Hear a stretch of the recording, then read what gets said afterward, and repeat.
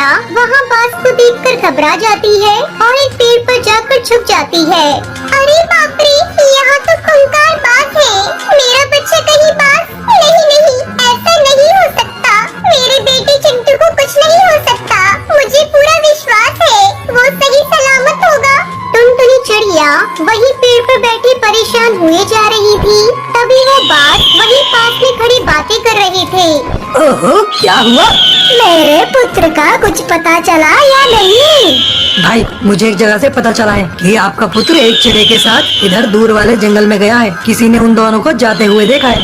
तभी ये बात टुनटुनी चिड़िया सुन लेती है। ये किस चिड़े की बात